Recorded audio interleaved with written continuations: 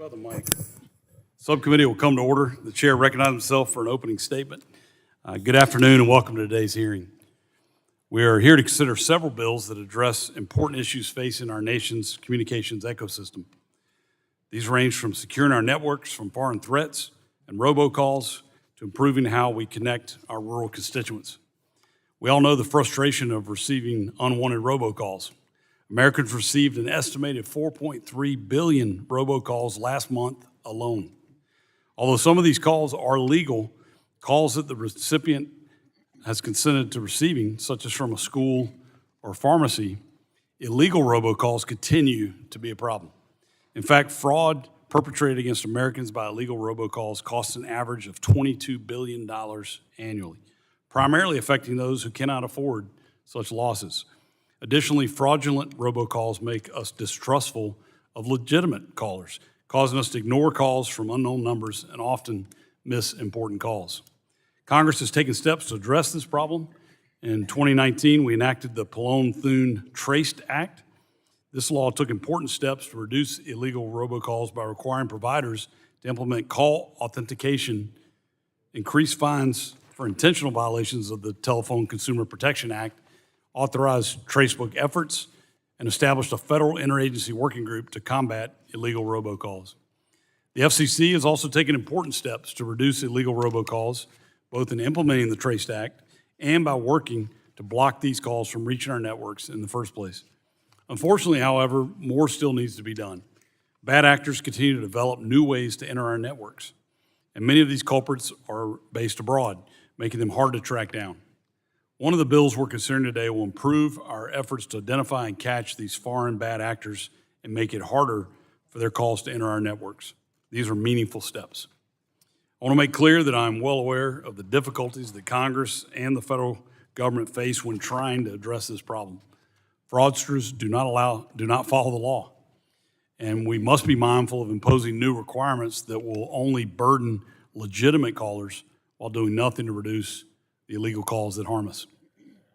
We're also considering legislation to improve our efforts to connect our unserved and underserved rural constituents. Closing the digital divide has long been a priority for this Congress, but our efforts to accomplish this goal has created a web of overlapping and duplicative programs.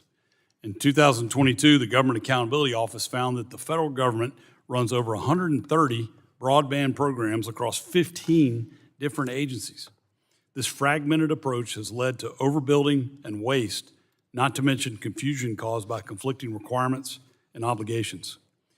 GAO has recommended a government-wide strategy to better coordinate and align these programs, and I am pleased we're considering legislation to do that. One helpful development in our efforts to deploy broadband is the FCC's broadband map. Although not perfect, this map has significantly improved our ability to identify who has broadband and who does not.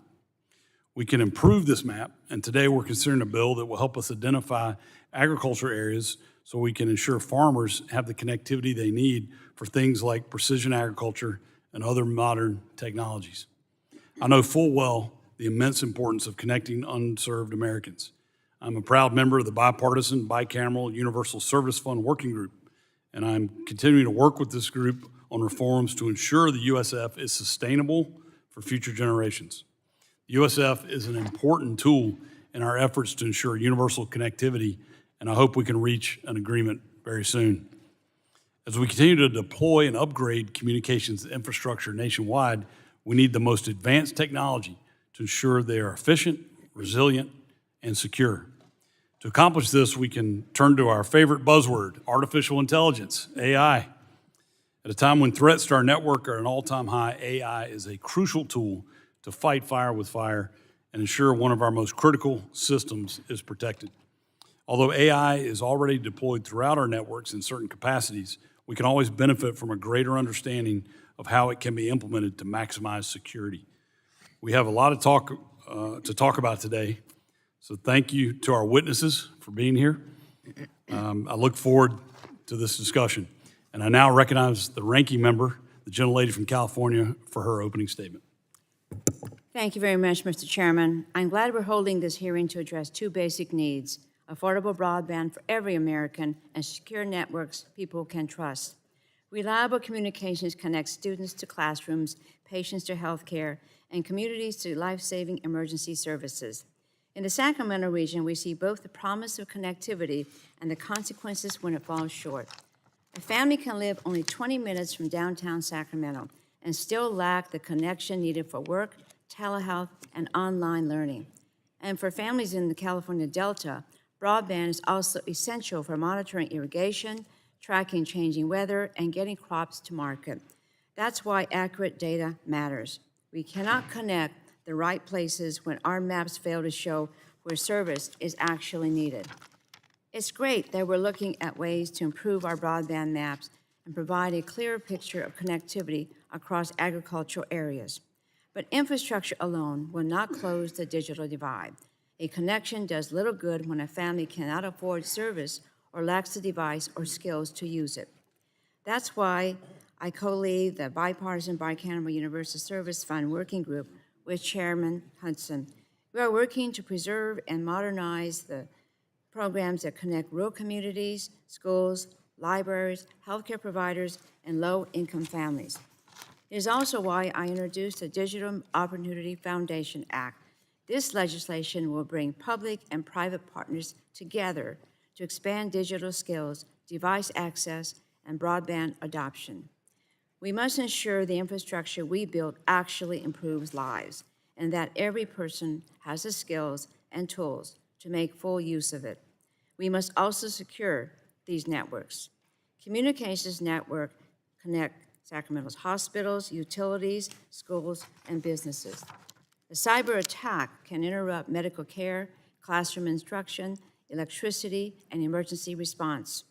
I've long worked to protect our communications networks from untrusted equipment and support more secure technology made here at home. I've also pushed to strengthen cybersecurity protections for our schools and libraries. That effort helped build momentum for the FCC's $200 million cybersecurity pilot program. But our schools and libraries need sustained support to protect their networks and the people who depend on them. That's why I'll keep fighting to secure long-term funding, including through the Universal Service Fund. The bills before us also take important steps, such as studying how AI can help identify malware and cyber threats in real time. But AI can also create new security risks.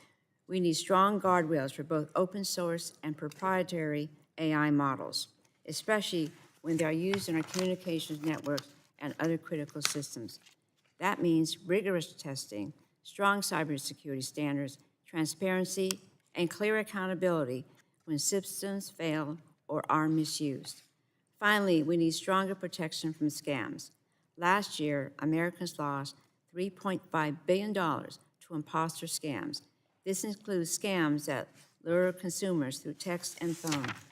And AI now allows criminals to clone a loved one's voice, impersonate a government official, or create a convincing false emergency.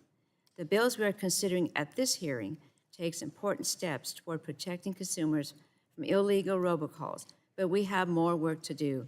That is why I'm working on legislation to prohibit fraudulent AI impersonations and improve coordination among enforcement agencies.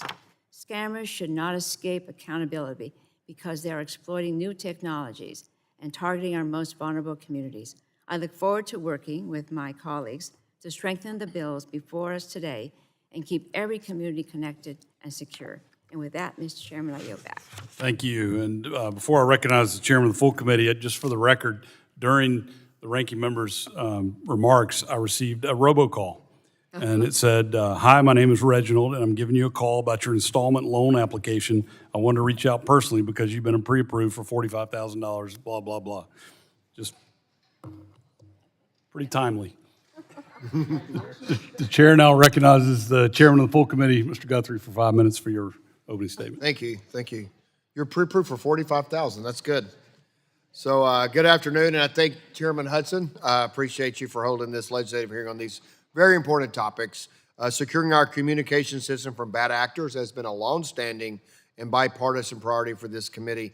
Ranking Member Pallone, then Chairman Walden, Representative Matsui, and I led this committee's effort to rip and replace untrusted vendor equipment from our mobile networks by passing the Secure and Trusted Communications Network Act in 2019. Since then, this committee has worked to ban Chinese manufactured drones by passing the Countering CCP Drones Act. Just last year, we passed Representative Latta's Routers Act to examine the threat of routers made in or by countries of concern, including China. That said, we remain vigilant to threats posed by adversaries like China and are committed to protecting our critical infrastructure and safeguarding Americans' data. Recent reports of a China-linked plot to cripple New York's communications networks serve as a stark reminder that these threats are real and ongoing, and shows the lengths to which our adversaries will go to undermine our interests and then threaten our homeland. Given those risks, any legislation effort to amend the covered list administered by the FCC warrants careful consideration by the committee. That's why today we'll be considering the GUARD Act, legislation that would add humanoid and quadruped robots linked with certain CCP-linked robotics companies to the covered list. I appreciate the work of the sponsors of the bill and the opportunity to examine this threat today to better understand why Americans should be concerned about humanoid and quadruped robots from adversaries. We will also spend time learning about other attack vectors from adversaries such as malicious, illegal robocalls that are fraudulently attacking Americans. I don't know if yours is fraud. You might be able to afford a $45,000 loan, huh? I'm not sure. But it's interesting that happened right as we're sitting here, didn't it? And finally, legislation to ensure that federal broadband dollars are going to areas most in need. Yeah, I get the ones. Kentucky doesn't have a DMV. We call ours the Transportation Cabinet, so we just call it transportation. So I keep getting, the Kentucky DMV needs you to call and give your money for tolls you haven't paid. And one, we don't have hardly any toll roads. And second of all, we don't have a DMV. But anyway, hopefully whoever's sending me that didn't figure out we don't have a DMV, because I know it's wrong and I don't know any tolls. So that we're all affected. I hear about this as much as anything from constituents back home. I went to visit a friend of mine who I knew from early days in politics, who's now 87, and as we sat and talked for an hour, he has a home line. I bet he answered at least 6 or 7 phone calls within an hour that were spam. So we need to deal with this, and I'll yield back. Thank you. And Chair now recognizes the gentleman from New Jersey, the ranking member of the full committee, for 5 minutes for his opening statement. Thank you, Chairman Hudson. And today we are examining legislation across a number of important areas within this subcommittee's jurisdiction. Network security continues to be a top priority for me and the subcommittee, and we must stay on top of new and emerging threats that use increasingly sophisticated capabilities to compromise critical infrastructure. We've watched closely as advancements in the tech space like AI-powered coding and other recent innovations have significantly reduced the time and labor costs for network engineering and coding tasks. Positive applications would be difficult to quantify, but it's clear that widely available AI tools are empowering individuals to build out applications, systems, and even entire business virtually overnight without the need for huge upfront capital investments. And fewer barriers to entry for startups and small businesses could or should open the door to more competition and choice for consumers. But using history as a guide, we know that each innovation or new capability that helps the good guys is also a tool that can be used by bad actors for nefarious purposes, whether it's cyber criminals working alone or teams of military or civilian personnel supported by adversarial nations. Our enemies can use the same capabilities to more efficiently breach and sabotage American networks. We have to ensure that our network defenses stay ahead of the curve. With that in mind, I look forward to today's discussion of the AI for Secure Networks Act, led by Representatives Menendez and Pfluger, and to hear more about the ways we can proactively employ AI to better defend our communications networks from bad actors. I'm also interested to hear from witnesses about how the GUARD Act, led by Representatives McClellan and Molinaro, can apply the framework of my Secure and Trusted Communications Networks Act to the rapidly growing market for humanoid and other robotics. Now is the time to act to prevent untrusted suppliers with ties to our adversaries from flooding the U.S. market with robotics and other advanced technology and services. There's also plenty of work to be done to address the incessant robocalls and phone scams that still plague consumers on a daily basis, despite all of our work on this issue in the past, At best, robocalls and scams are a nuisance. At worst, if executed successfully, they can upend people's lives and cost thousands of dollars that are seldom recovered from bad actors who seek out and prey on seniors especially. In spite of bipartisan efforts by Congress, the Federal Communications Commission and the Federal Trade Commissions both worked with carriers to weed out scam calls, but my constituents continue to raise this issue as one in need of our continued attention, and I hope today's discussion can shed light on what obstacles are still preventing regulators and law enforcement from stopping or reducing robocalls.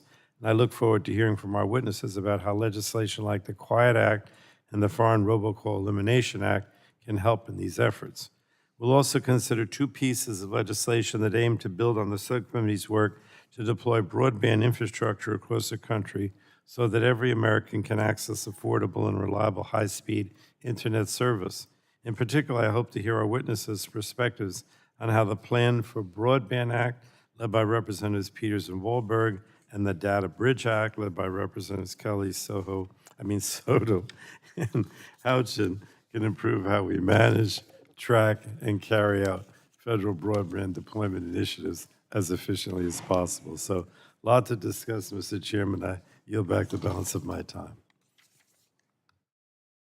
I thank the gentleman. I was distracted because Reginald called again during your report. And apparently I've been approved for another $45,000 loan. So this is amazing. This is incredible. I mean, this is not that unusual, but I've gotten 2 robocalls since we've started this hearing. Mr. Allen wants to know what the interest rate is.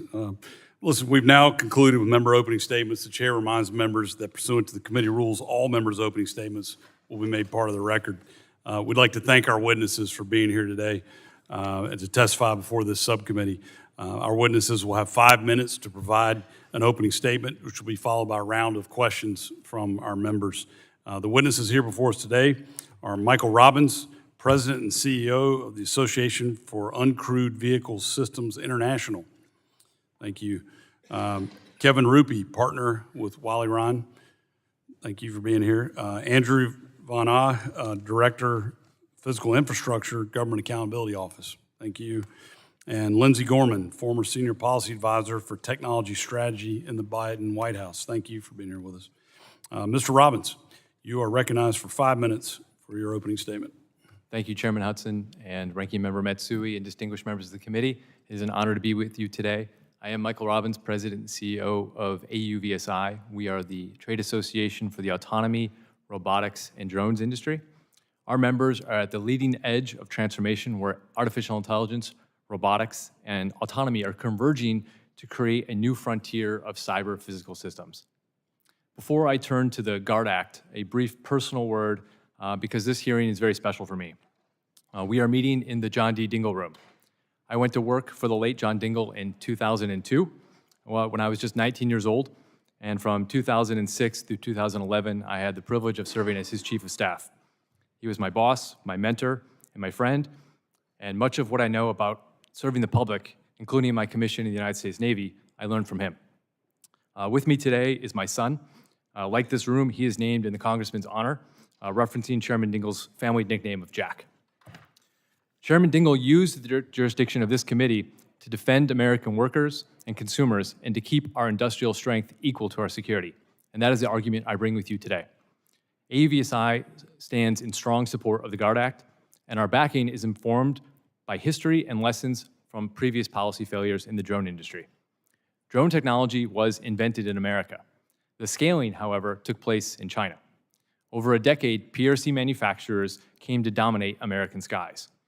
The PRC, the People's Republic of China, leveraged massive state subsidies, IP theft, and deliberate market dumping to drive many American drone manufacturers out of business or keeping their market share small by flooding the global market with artificially cheap systems.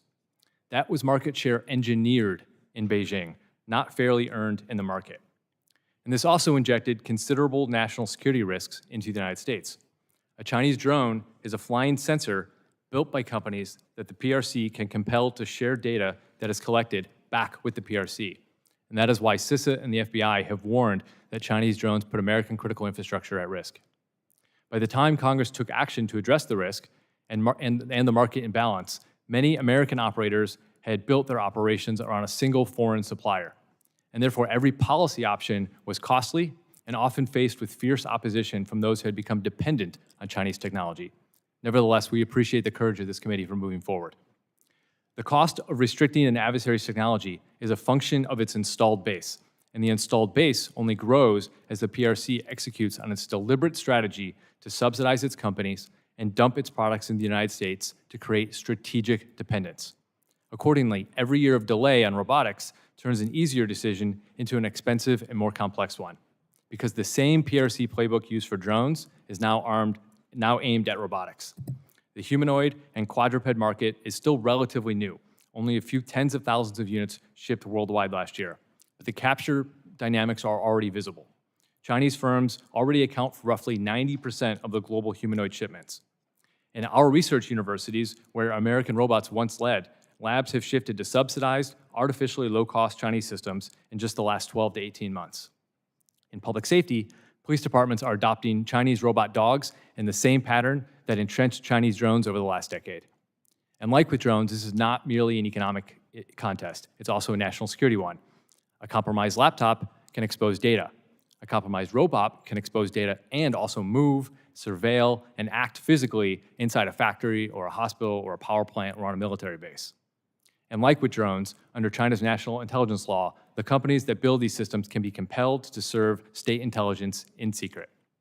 Every such system is therefore a Trojan horse on American soil. The GUARD Act meets the moment because it is action while the installed base for robotics is still small. It protects our NATO and major non-NATO allies. It covers finished systems and their software, not the components American manufacturers source globally. And it pairs a security review with a deadline that has consequences. AUVSI supports the GUARD Act because it is important to note that AUVSI supports the GUARD Act, but it is important to note that it's just one half of a two-pronged strategy. It's the defense. Restrictions buy time. They do not win the entire competition. The other half is offense. A national robotics strategy, like Congressman Obernolte has introduced, secure supply chains for critical inputs, like rare earth magnets, investment into U.S. research and manufacturing, and federal demand for trusted systems. We must protect and we must promote.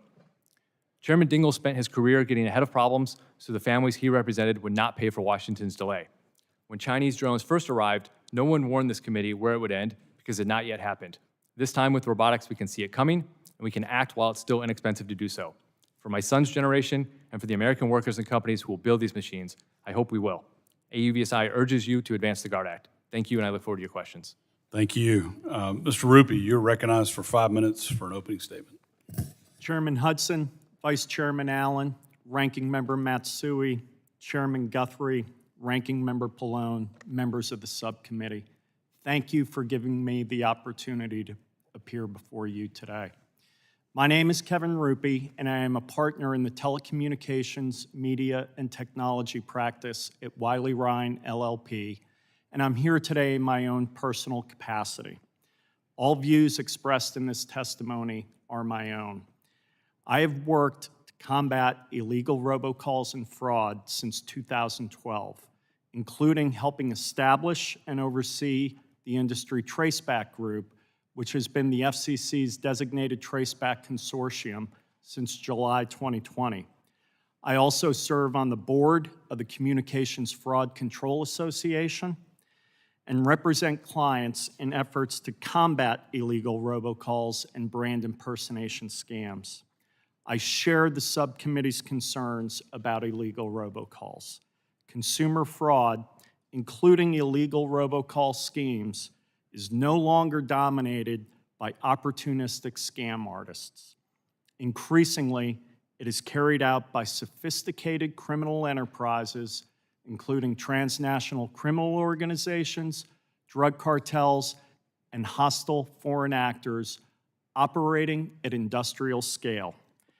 As such, this issue raises serious consumer protection and national security concerns, which is why the subcommittee is right to focus on it.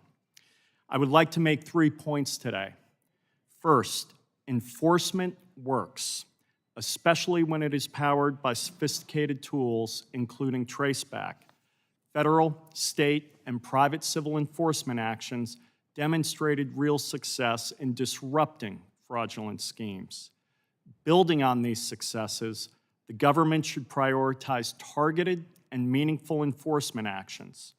As scams become increasingly tied to sophisticated criminal enterprises, federal agencies should fully deploy their criminal enforcement authorities to combat this consumer protection and national security threat. According to a recent Gallup survey, Americans lost an estimated $68 billion to scams in 2025 alone across multiple channels, a level of consumer harm that demands an equally aggressive criminal enforcement response. Second, because fraud is highly dynamic, industry needs flexible frameworks to adapt to evolving threats and respond in real time. Fraud prevention is most effective when government and industry play to their strengths. Government sets the general rules of the road while industry responds quickly to emerging threats. Accordingly, policy frameworks should preserve the flexibility necessary for industry to innovate and respond as threats evolve. To this end, I urge Congress not to look to complicated compliance frameworks like the TCPA as a solution to the illegal robocall problem.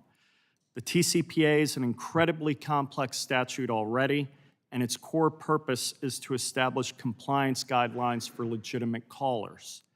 Additional compliance mandates will primarily burden legitimate callers, not the scammers who routinely disregard the rules. I encourage Congress to focus on legislation aimed directly at fraudsters and criminal enterprises rather than retrofitting a compliance statute that bad actors will simply ignore. Third, to keep pressure on illegal robocallers, industry and government must strengthen collaboration and information sharing. Fraudsters regularly collaborate across sectors. Defenders should too. This collaboration is already occurring on multiple fronts and is having meaningful results. Information sharing and coordinated action across telecom, financial, technology, and government sectors can accelerate threat detection, disrupt fraud, and better protect consumers from increasingly sophisticated fraud schemes. No single sector can combat fraud alone. Staying ahead of evolving threats requires sustained information sharing and coordinated action. I look forward to discussing these issues with you today. Thank you. Mr. Von Ah, you are recognized for 5 minutes for your opening statement. Chairman Hudson, Vice Chairman Allen, Ranking Member Matsui, and members of the subcommittee. I'm pleased to be here today to discuss our work on federal broadband efforts as the committee considers potential legislation. Expanding and improving access to broadband across the country has been a vexing and time-consuming task. Questions about where to build, which technologies to support, and at what cost to the taxpayer and price point for the consumer have proven difficult to answer. Even then, other challenges have presented themselves, including difficulties in interagency coordination, collecting accurate data for mapping, and ensuring the viability of the networks we are investing in, among other things. In response to these many challenges, the Plan for Broadband Act being discussed today directs the development of a national broadband strategy that focuses on improving interagency coordination, reducing administrative barriers, and ensuring funding is used efficiently and responsibly. In May of 2022, we recommended the Executive Office of the President develop and implement a national broadband strategy to help agencies manage existing fragmentation and overlap of the hundreds of broadband programs we identified, focus federal efforts on a common goal, and mitigate the risk of potentially wasteful duplicative efforts. At that time, Congress had created several new broadband programs and increased funding for others in response to the pandemic, which had underscored the importance of access to broadband. Ultimately, 4 agencies, FCC, NTIA, and the Departments of Agriculture and Treasury, administer the bulk of broadband funding and have been executing programs to deploy and support broadband. Fast forward to today, and we are at a moment where NTIA's BEAD program, the largest broadband deployment program, is starting to roll out funding to states and territories with the aim of connecting every remaining location in the country. At the same time, the dozen or so other broadband deployment programs administered by these agencies are all in the middle of building out their projects as well. The question for a national strategy today may be more about what comes next as we approach universal access over the next several years. With or without a strategy, having many overlapping programs creates the necessity for federal agencies to effectively collaborate to ensure they avoid unnecessary duplication and meet the needs of unserved and underserved communities. In April 2025, reported that while the agencies have some processes in place, opportunities exist to improve their efforts. For example, clearly defining, agreeing upon, and documenting each agency's responsibilities related to sharing the deployment data and avoiding duplication would improve existing maps and better position the agencies to sustain their collaborative efforts, especially in the event of leadership or staff changes. Furthermore, we found that the agency's collaborative efforts did not fully identify common outcomes or clearly establish agency roles and responsibilities, including leadership roles. To that end, the strategy called for in the Plan for Broadband Act calls for agencies to establish those clear roles and responsibilities, as well as goals and measures for their efforts. Other work we have conducted has highlighted risks to maintaining the broadband services deployed using federal funds, another factor that could be considered in the creation of a national broadband strategy. For example, in reporting on NTIA's tribal broadband program, we found that recipients were often relying on funding that was no longer available in order to support subscribers. Without ensuring whether recipients can afford to operate their networks, NTIA risks the long-term viability of its investment. We have ongoing work that we expect to issue later this year, which will discuss how agencies have addressed challenges recipients face in maintaining broadband service. Ensuring funding is targeted to areas of greatest need also requires accurate data on where broadband is available and where it is lacking. The Data Bridge Act being discussed today also directs FCC to further refine its maps to identify rural and geographically essential areas where broadband deployment may be prioritized. Our work has highlighted the importance of accurate maps in agency coordination efforts and in the targeting of federal funding. Challenges to FCC's data have frequently been successful, creating questions about the overall accuracy of these maps. While FCC takes steps to ensure the quality of its maps data, it has not assessed how well those efforts are working. And in response to our audit work and recommendations, FCC has taken some steps to address issues related to data accuracy, although our recommendations remain open. To sum up, as broadband deployment programs are in full swing, our work suggests federal agencies must continue to effectively coordinate their efforts and improve the broadband availability data they rely on to mitigate the risks of overlap and duplication and risks that area of the country remain underserved. This concludes my statement. I look forward to any questions. Thank you. Ms. Gorman, you're recognized for 5 minutes for your opening statement. Make sure your mic's on there. Chairman Hudson, Ranking Member Matsui, Chairman Guthrie, Ranking Member Pallone, and members of the subcommittee. Thank you for the opportunity to testify today. My name is Lindsay Gorman, and I come from a background as an AI and cybersecurity engineer with startup companies, as a builder with technology-focused venture firms, as a researcher of US-China technology and AI competition, and as a former White House advisor on technology.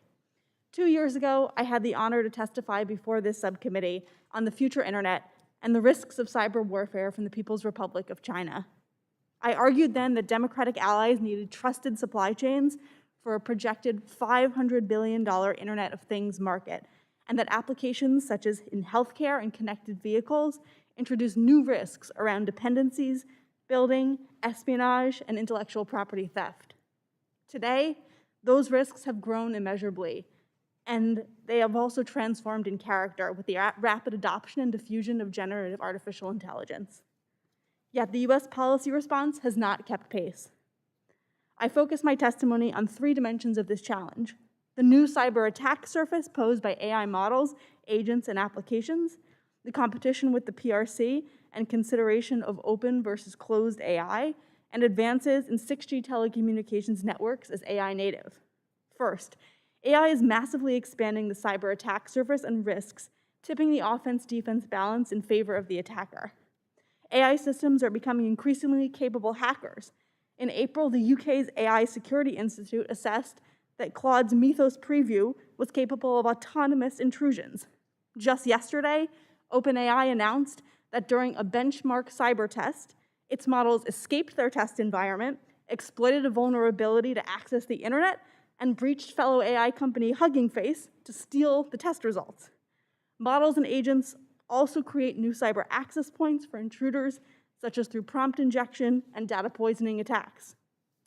AI shows promise in defending against cyber intrusions, but the barriers to closing vulnerabilities are often less technical and more organizational.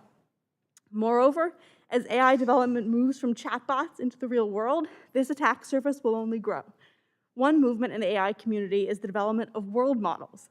In order to realize the true superhuman intelligence, its adherents argue, AI needs to understand the physical, three-dimensional world.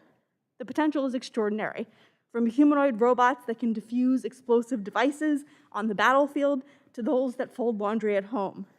Just as with large language models, enormous quantities of real-world data will be required to train these world models, such as videos of janitors cleaning office buildings, soldiers conducting reconnaissance missions, factory workers assembling complex machinery, or basketball players shooting free throws.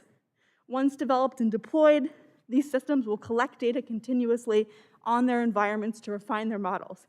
A cybersecurity framework addressing covered adversarial providers must contemplate this future. Second, the United States and its allies can benefit from leading open source AI infrastructure, but today it is the PRC driving this approach. Historically, the United States has enjoyed the benefits of open source leadership. When software engineers the world over today write code, for example, they do so in English. The US holds a small lead in frontier AI, but its infrastructural foundations are unfolding behind closed doors. By contrast, PRC players are releasing open-weight models that are free to use, but harder to spot bugs. While analysts assess that this approach is a short-term strategy, while China lags behind the US, it carries long-term risks that third countries adopt PRC AI systems now due to cost. Some US companies already are. The US needs lower-cost alternatives for export and a vibrant open-source AI ecosystem at home. Finally, 6G telecom networks will merge computing and communications in an AI-native architecture. The US must lead a coalition of democratic allies to deploy secure 6G as foundational to secure global AI.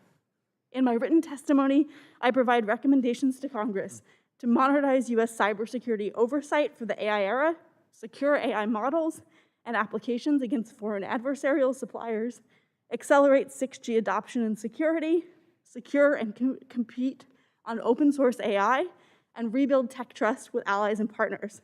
The AI landscape is changing day by day and week by week. Protecting our networks and our leadership is vital for America's future. Thank you, and I look forward to your questions. Thank you. We'll now begin questioning, and I'll recognize myself for 5 minutes. Mr. Rupi, I'm tired of receiving illegal robocalls. I got 2 while we were sitting here. My constituents are sick of getting these calls. Many of these calls come from abroad. So what can we do to find these perpetrators, and how can we stop these calls from entering our network in the first place?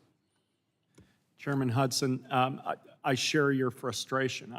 It is a huge issue. And, I think based on, what I discussed in my testimony, I do believe we need more enforcement, and in particular, criminal enforcement. We need to find the bad actors behind this and put them in jail. And the fact of the matter is, we can do that. We have powerful tools that, thanks to the TRACE Act, develop things like the Industry Traceback Group, the Traceback Consortium, stir, shake, and call authentication. So what I think we should be focusing on is directing our efforts at identifying these bad actors and putting them in jail, especially given the changing nature of this fraud. It's no longer people operating boiler rooms. It's drug cartels, transnational corporations, and the numbers are just staggering. It's a national security issue, and criminal enforcement warrants it. I agree. So you mentioned in your testimony about some of the consequences of if we get the regulation wrong on this and imposing too many burdens on legitimate companies. Can you expand on that a little bit more? And why wouldn't, what is the harm that we want to avoid by doing that? Absolutely, Chairman Hudson. The way I think about this is, where can we get the most bang for the buck? And when I look at the TCPA in particular has a role to play. right? It sets compliance frameworks for legitimate callers who are trying to communicate with consumers.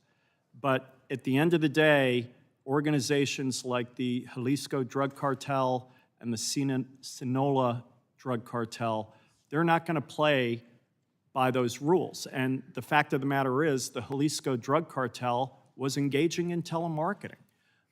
So I think, Incredible. you know, what we would be doing, instead of using a compliance statute to address this problem, this is a criminal national security problem, and we need to use existing criminal statutes to address it. Thank you for that. Mr. Van Aa, it's been a few years since GAO released its report on the need for broadband strategy to improve the coordination of federal broadband programs. Have things improved over the last 4 years? Yes, I think things have improved. We've seen programs get on track and begin putting money out into to provide to carriers and others to build infrastructure. So we have seen that. We've seen improvements in agency coordination as well, better ability to sort of deduplicate or avoid duplication of effort where they have overlapping service areas and things of that nature. So yes, absolutely. That's good news.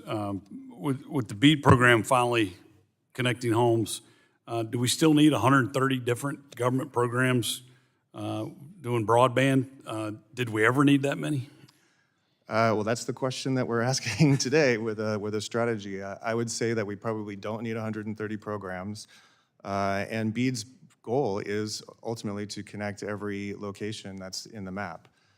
So what happens going forward, I think, is sort of the next question for what we think of as a national broadband strategy. What are the existing needs in a post-BEAD world? Yeah, well, I agree with you on that. Mr. Rupy, we've talked about how AI can be used to secure our communications networks from bad actors. How are providers using AI to combat illegal robocalls? Thank you, Chairman Hudson. Basically, think of it as an ecosystem. So we have voice providers, we have partnering analytics providers, and then obviously we have the bad actors. What I'm seeing in the industry right now is that these analytics providers are using AI. They're using AI to make those algorithms that they use to identify these calls more accurate. They're using AI to identify AI-generated calls. And, you know, at the end of the day, this is a bit of an arms race. I mean, the good guys are using AI and the bad guys are using AI. But at the end, you know, basically, industry is leveraging these tools because they're essential, particularly in this space. Well, I appreciate that. And that's just one more reason we've got to win the race to develop AI. You know, we've got to be the ones with the best systems. Thank you for that testimony. My time has expired. Now recognize the ranking member, General Lady from California, for 5 minutes to ask her questions. Thank you, Mr. Chairman. Cyber attacks are increasing in frequency and severity, and AI models have increased the capacity for bad actors to attack critical infrastructure. We need a clear strategy to protect the communication systems that Americans rely on every single day. Ms. Gorman, many critical infrastructure providers rely on complex networks with software from multiple vendors. How could a trusted software catalog, automated patching, and continuous monitoring help them close security gaps? Thanks for the question. As I mentioned in my testimony, AI is also creating this incredible threat surface, but also can provide some defensive tools, some of which you've mentioned in automated threat detection, vulnerability patching.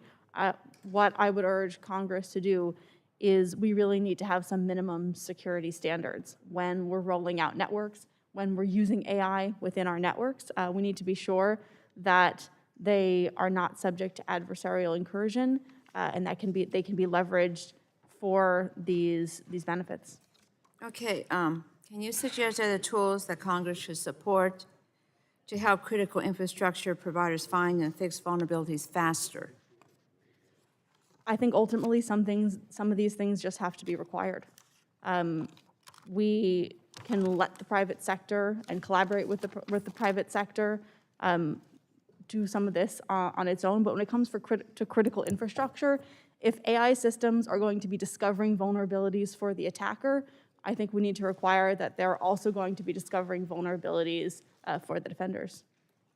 Okay. Open source AI supports innovation, competition, and lower costs. However, they could carry, as we know, significant risk if adopted without a clear understanding of their origins or security limitations. Ms. Garment, how can Congress protect against unsafe AI models while still allowing open source researchers and companies to innovate? There are two dimensions of the risk here. One is models coming from adversarial actors, such as the People's Republic of China, which tend to be open weight. And two is this question of, can you audit the source code? Can you understand what a model is doing?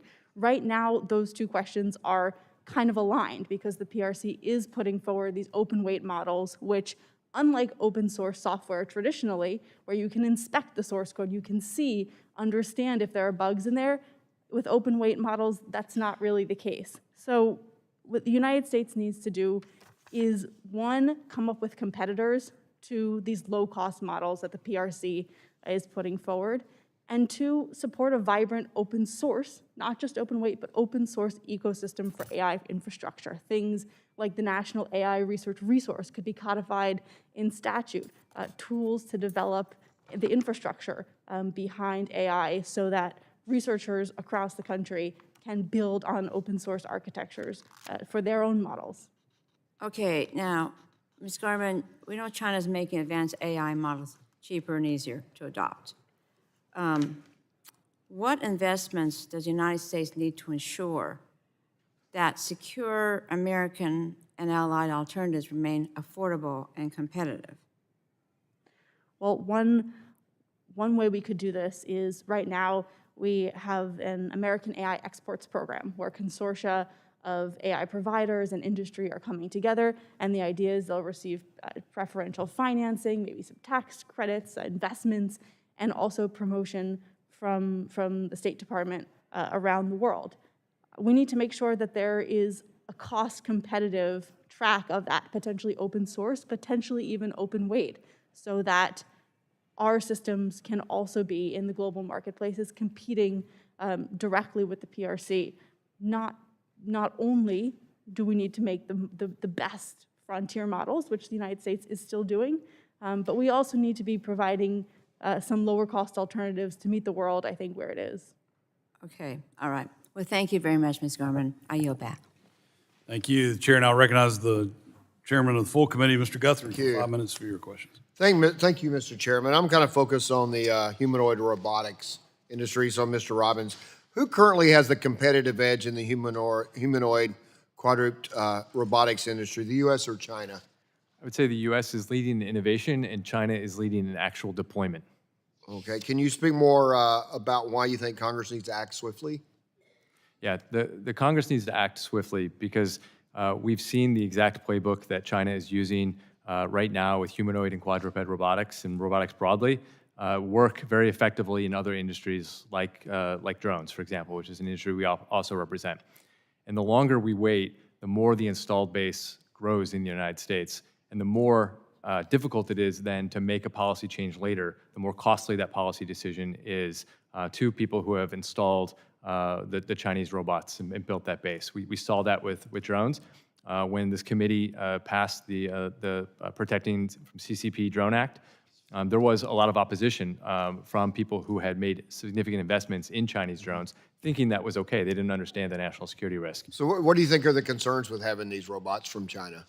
Yeah, there's a couple of big concerns. First, data exfiltration. The connected systems are known to be directing data directly back to the PRC. So when research is being done, that research in an American institution is also being shared with Chinese institutions. So all of that leakage is occurring.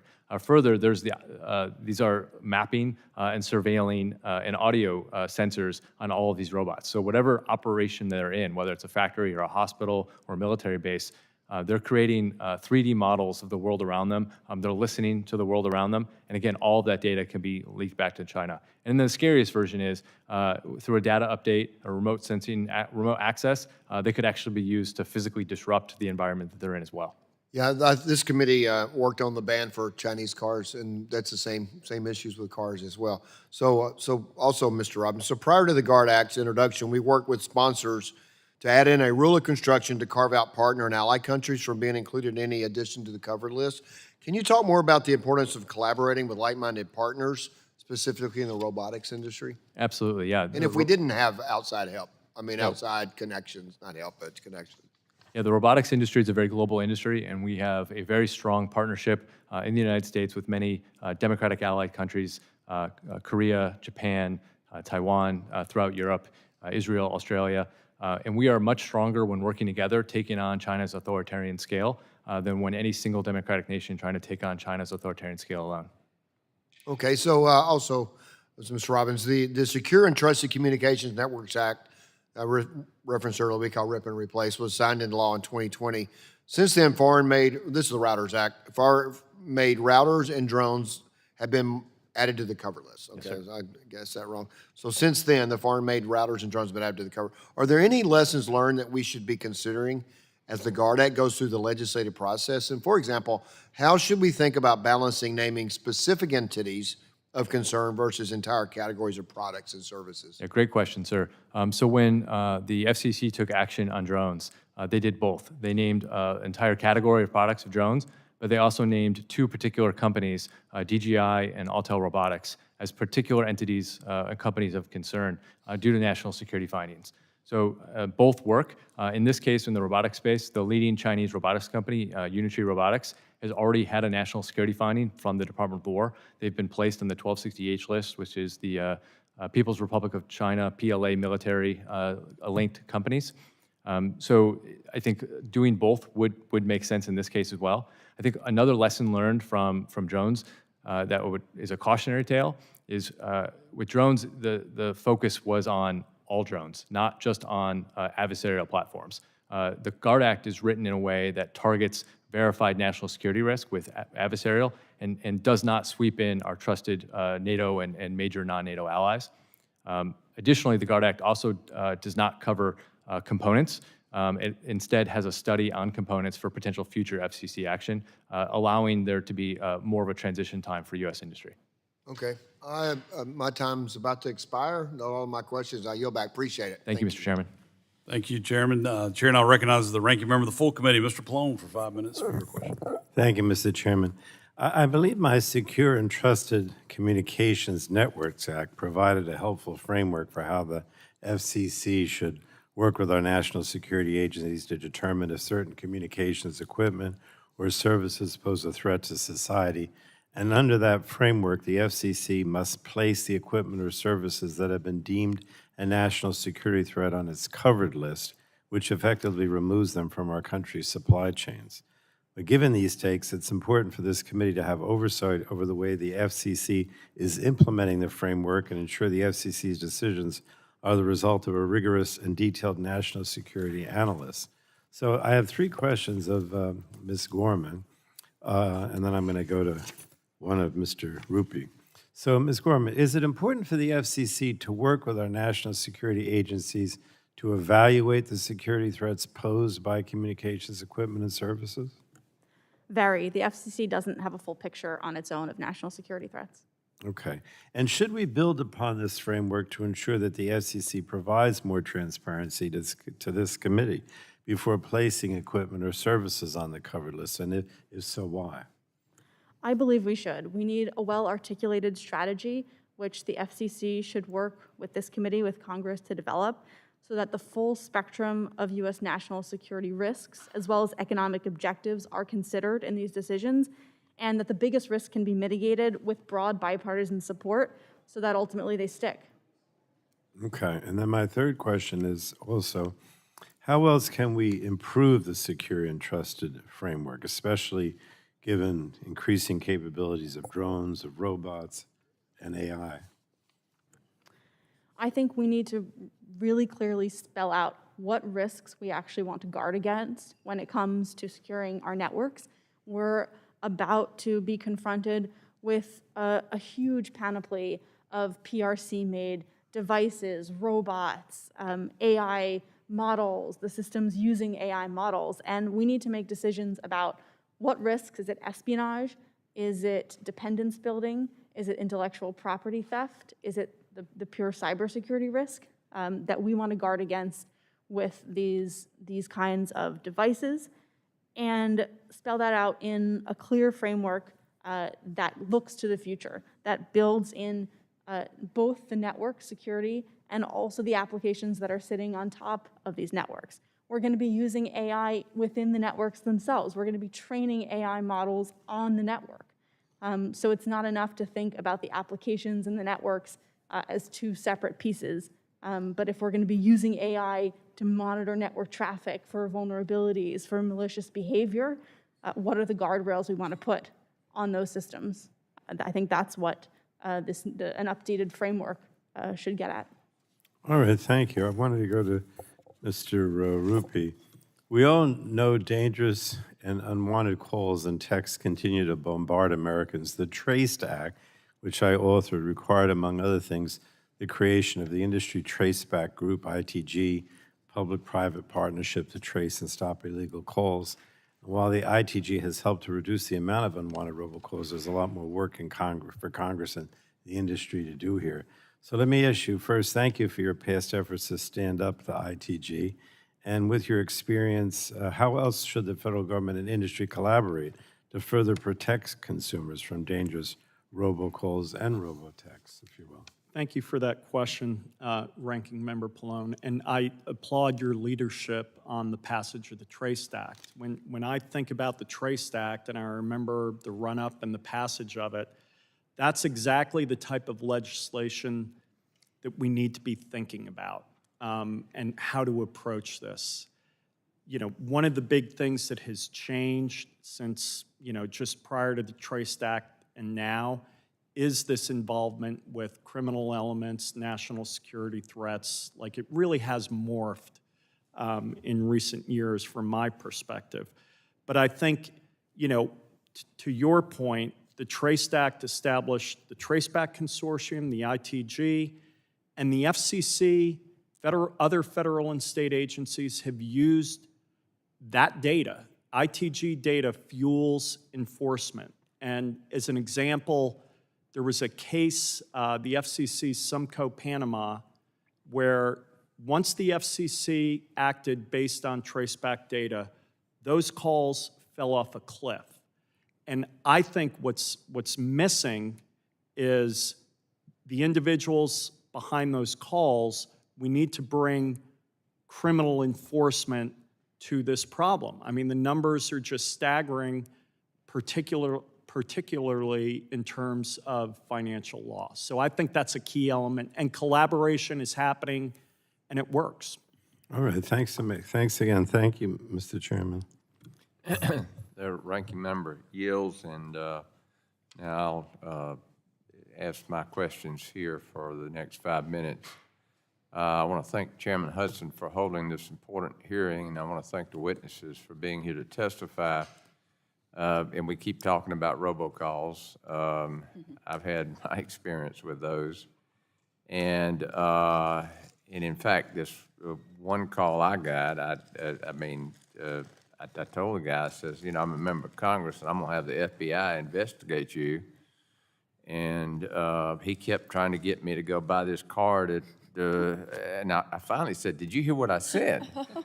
And, so I don't know. But like I said, it sounds like a game of whack-a-mole as far as these harassing calls, and they remain a nationwide problem, and they're getting really more serious and more serious. And I don't know where they come up with all these ideas, but obviously we talked about some of the things that are working, but and we talked about the trace legislation where we can trace these calls. We have the ability to trace these calls back to the originator. That's correct. Okay. And one thing I want to emphasize about that is prior to traceback, it would take months, like 6, 7, 8 months Okay. for law enforcement to do that. It can be done now in 24 hours, Okay. sometimes less. So as far as convicting these people, where's the holdup? Is it in the court system, or is it, is law enforcement able to do what they need to do, or is DOJ involved? How does the court system work and the fines and things like that? So I think it's a resource issue. I think Okay. it's a resource and prioritization issue. Okay. And, you know, in my opinion, I think what often happens, whether it's a U.S. Attorney's Office, the DOJ, whomever, they see robocalls and they think, you know, this isn't a big deal. Right. It's just robocalls. Yeah. But given the changing nature of this fraud and who is involved, I think there needs to be a prioritization on criminal enforcement. Civil enforcement works. It disrupts. It knocks them off their game. But I believe we need to put people behind bars. How about the carriers and the equipment suppliers? What are they doing to try to eliminate this problem? So there are various things that are happening, both, you know, on the handset side, on the carrier side. Carriers work very closely with various vendors that are providing more and more powerful tools to consumers to identify these calls. You know, traditionally, these calls were being labeled with scam likely, spam likely, but as the fraud evolves, the tools evolve. And Right. so now we're moving to solutions like branded calling solutions that, you know, will literally show verified number and logo Right. on the device. And carriers also work closely with the ITG in identifying these folks. And so in listening to you, the federal government needs to do more to deal with this, obviously, and in identifying these, particularly these enforcing the laws outside jurisdiction. Because I'm pretty sure this robocall I got was from some other country. I could barely understand the person. So, well, thank you for your work on behalf of that problem. Mr. Von Ah, in my district, many communities don't care which federal program builds broadband. They simply want reliable service. How can we make the federal process easier for local providers, from electric cooperatives to local telephone companies in our communities that are just simply trying to get connected? GAO found that more than 130 broadband programs spread across, and I think the chairman mentioned this, 15-something agencies. From your perspective, what is the single biggest coordination problem that Congress should be focused on fixing and getting this done? So I think from our work, Vice Chairman Allen, I would say that it's making sure that the roles and responsibilities amongst the agencies are clear. We have seen a lot of positive things from coordination. We've seen them focus on avoiding duplication and being largely successful in doing so. Less so are they sort of considering more strategic kinds of issues, whether that service is going to be sustainable over the long term, whether that's going to be, you know, have the kind of subscribership and that's going to sustain that going forward. And so we would like to see sort of, you know, what happens next with federal agency coordination in those areas. Yeah, thank you. Well, I am out of time. I'm over time, actually. Okay. I'll now call on Representative Soto for his 5 minutes of questioning. Thank you, Chairman. Technology is moving at an incredibly rapid pace, and this committee needs to keep up to help boost jobs, to lower costs, and protect our constituents.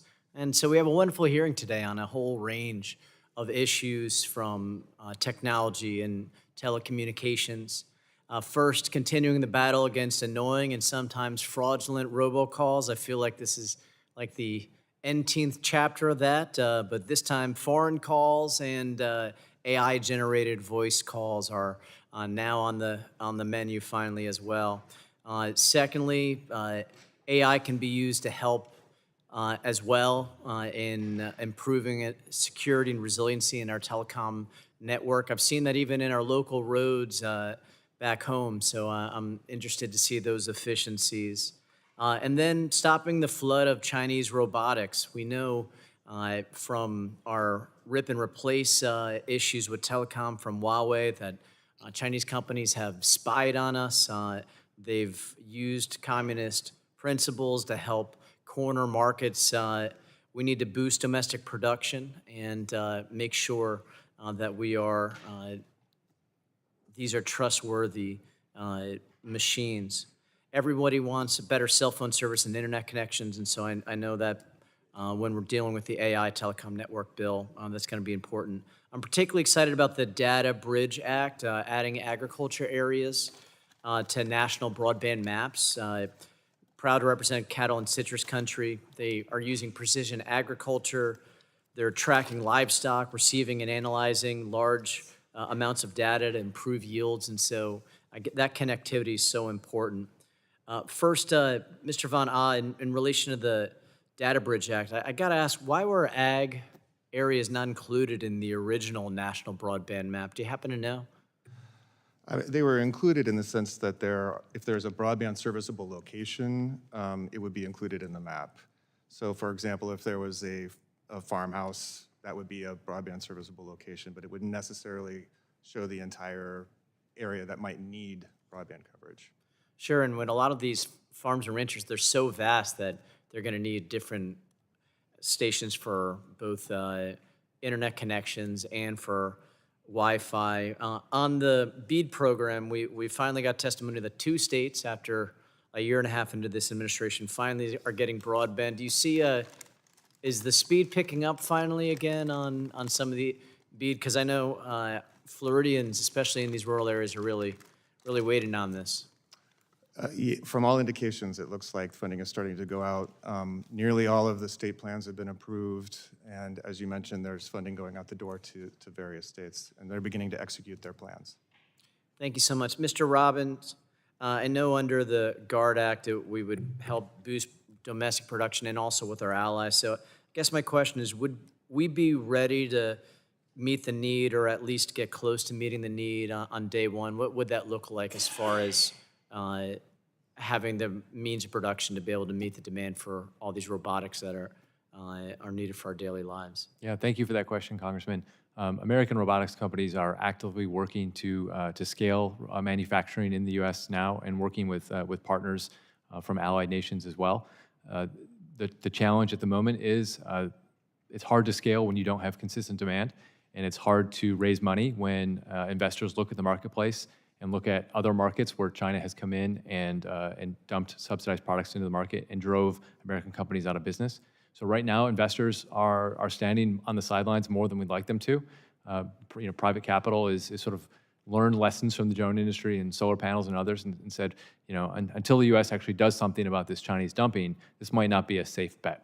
So addressing this now with the GUARD Act would certainly help spur U.S. manufacturing, as we're seeing now in the drone industry, where there are literally hundreds of millions of square feet of drone manufacturing production under construction in America today.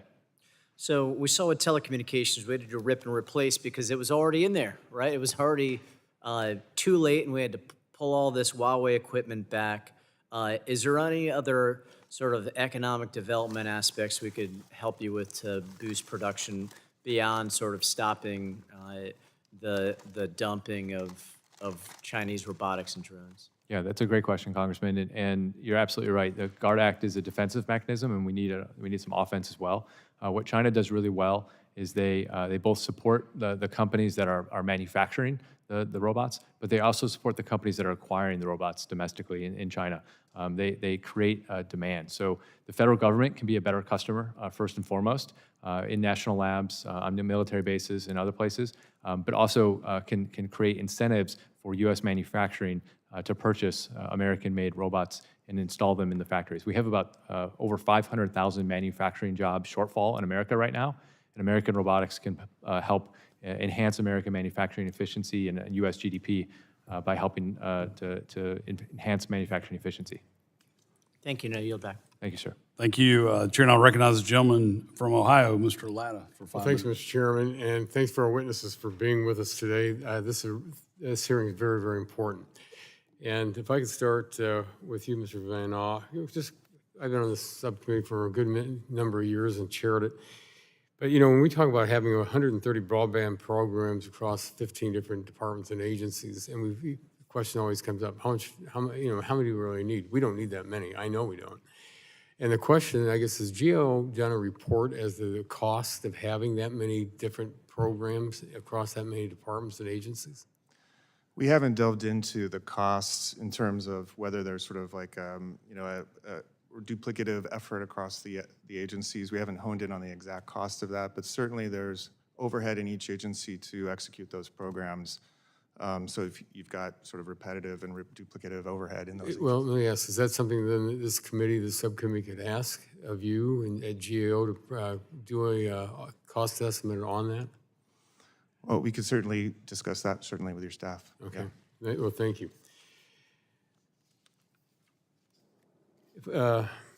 Ms. Gorman, if I could ask a quick question for you, because I'm so short on time when we only have 5 minutes and so many questions.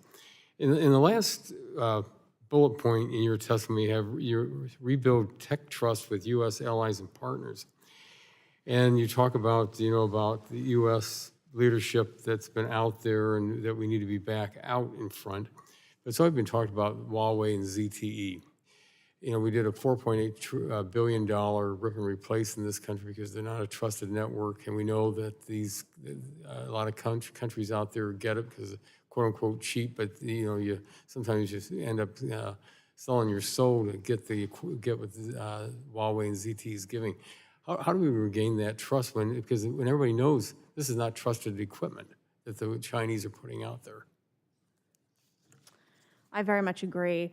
And in fact, I think for our allies and partners, we should be continuously pointing out the risks, not just to us, not just to someone else, but actually to them, of using these vendors, the intellectual property theft, the displacement of their own industries that are at risk. I think some countries, also, and some parts, particularly in Europe, look at the U.S. and say, well, we want to move towards our own sovereign approaches, and I think that would be much more difficult than if we come up with an allied strategic approach where we can use trusted vendors across our allies and partners.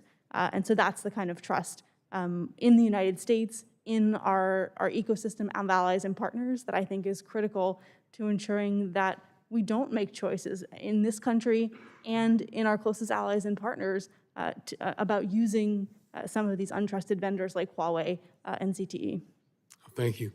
Mr. Robbins, you've talked about especially in your testimony, that 96% of the uncrewed aircraft in the United States is coming from one source from the PRC, and that's truly unacceptable. I know we've been trying to get something done about that.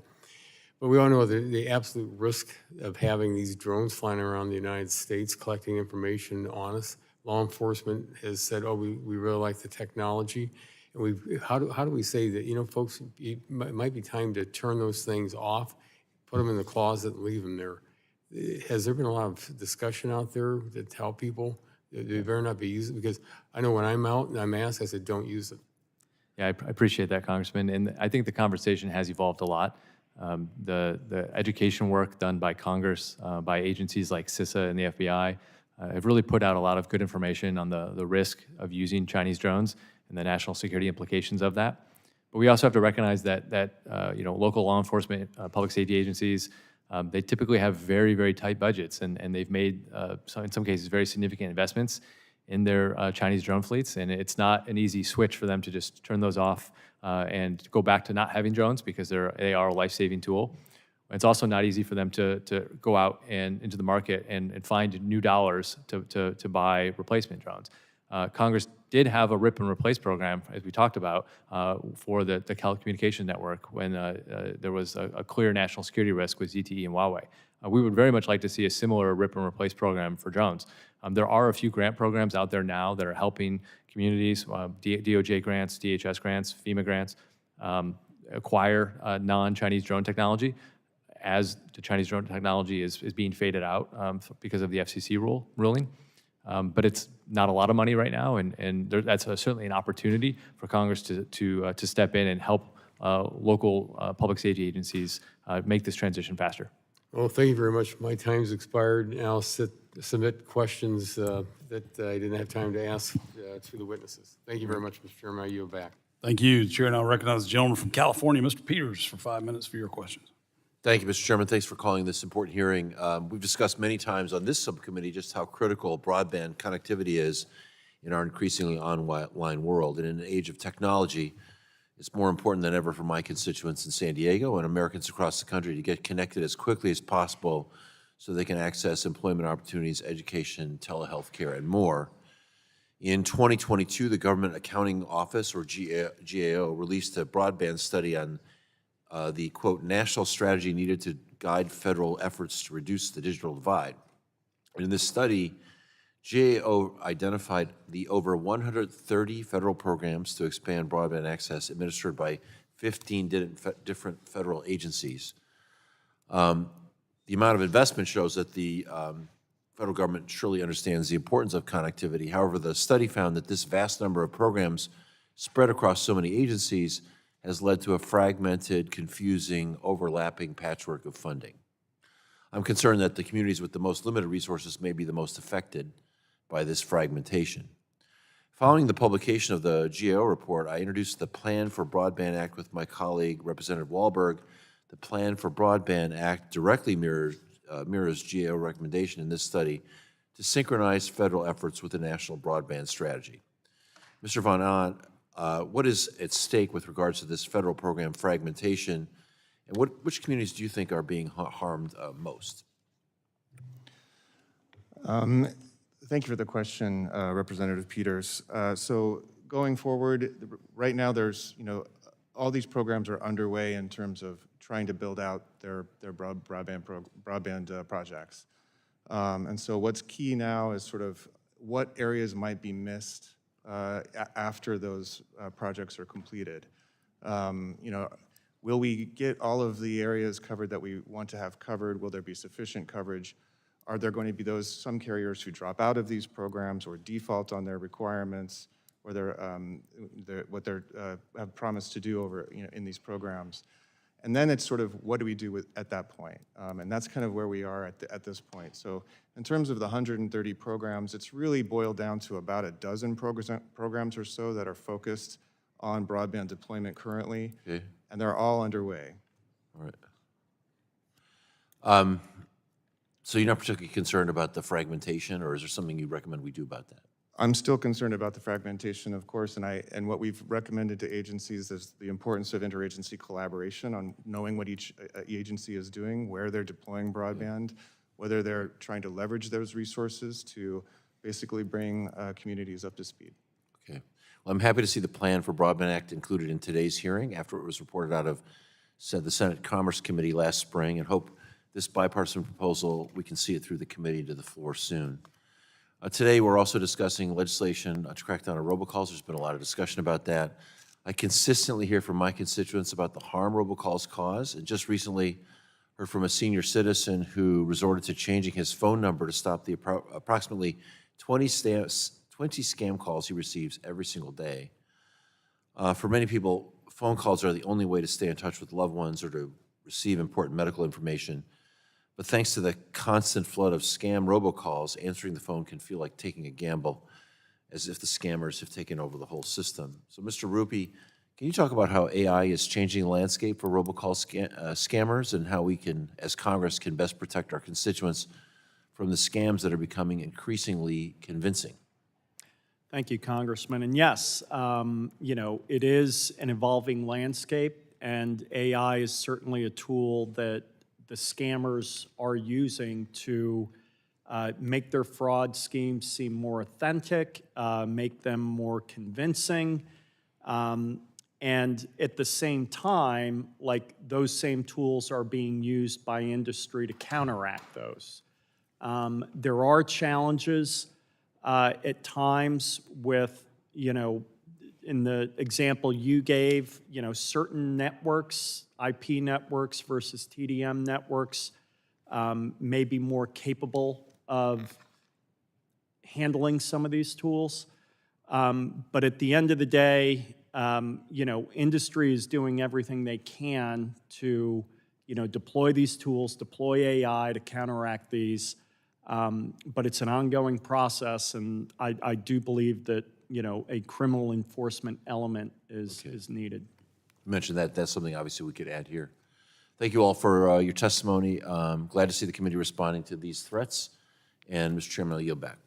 Thank you. The chair now recognizes the gentleman from Virginia, Mr. Griffith, for 5 minutes for your question. Thank you, Mr. Chairman.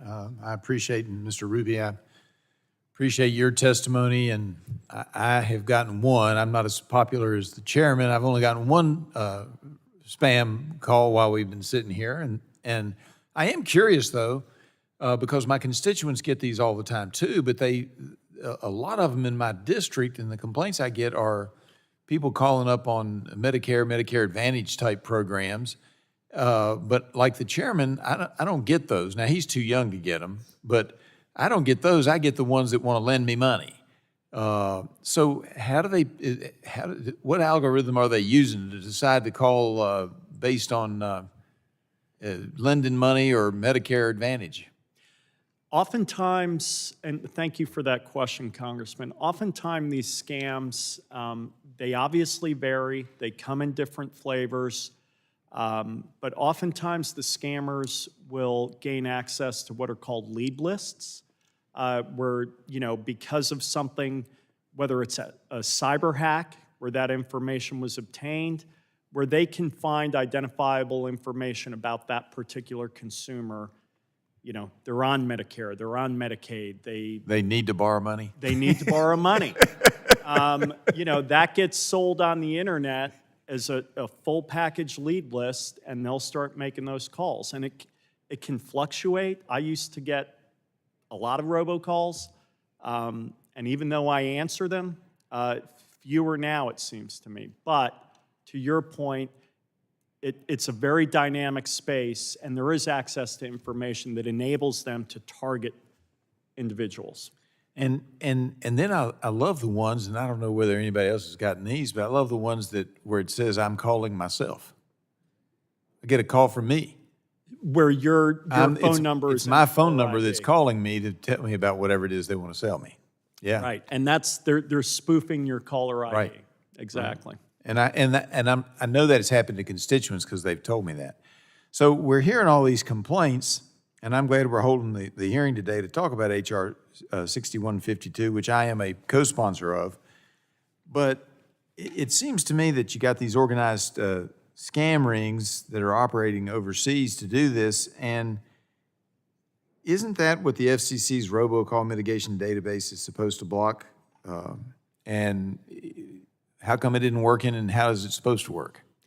So I will say this. I think the FCC's robocall mitigation database plays a very important role. And, at a very high level, the way it functions, if you're not in the database, no provider can accept your traffic, right? So if a provider tries to go to, say, Verizon or AT&T, and Verizon and AT&T sees they're not in the database, they can't send or originate calls.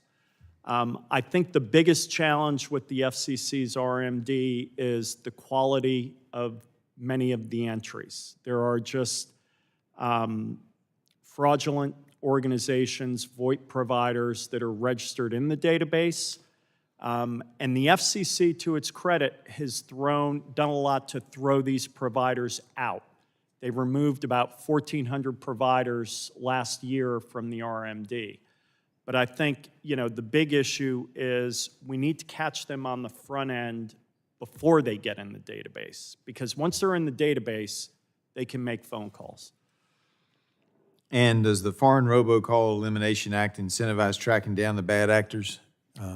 I believe it does, Congressman. And, I think there's a lot of good things in the bill. Among other things, the task force that is formed. I'm a big believer that, good data informs good policy, and the task force strives to do that.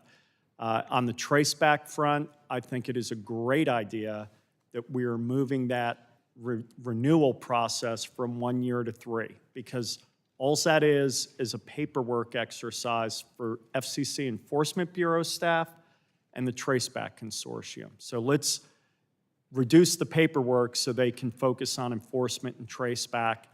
And I do acknowledge that, the RMD has a lot of issues. And, that's something that just today the FCC adopted a rulemaking on. They've initiated a rulemaking proceeding to see how best to tighten up the RMD. All right, I appreciate it. I yield back, Mr. Chairman. Probably have questions for the record. Thank you. Thank you. Chair, now recognize the representative from Illinois, Representative Kelly, for 5 minutes for your question. Thank you, Mr. Chairman and Ranking Member, for holding today's hearing, and thank you to our witnesses for being here. Reliable broadband is essential infrastructure. It connects families to health care, students to educational opportunities, and small businesses to customers around the world. It is critical to the success of American farmers and rural communities who increasingly rely on precision agriculture and other connected technologies to remain competitive. As the proud Democratic co-lead of the Bipartisan Data Bridge Act, I believe one of the most important steps we can take to ensure that we are making decisions based on accurate, complete data. If our maps fail to identify agricultural areas, we risk overlooking farmers who depend on reliable connectivity to support food production and drive innovation. This legislation simply gives policymakers better information by incorporating USDA cultivated land maps into broadband maps so that broadband investments can be targeted where they are needed most. Improvements to the national broadband map will lead to better decisions, better stewardship of taxpayer dollars, and ultimately better outcomes for rural America.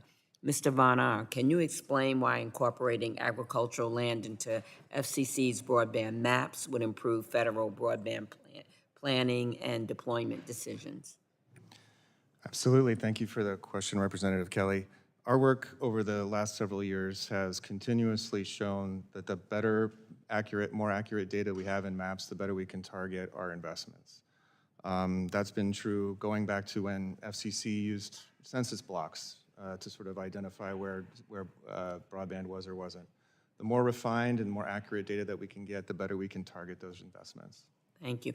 And as farms increasingly rely on precision agriculture, connected equipment, and real-time data, what are the potential consequences to federal broadband funding if these agricultural areas continue to be underrepresented in our mapping efforts?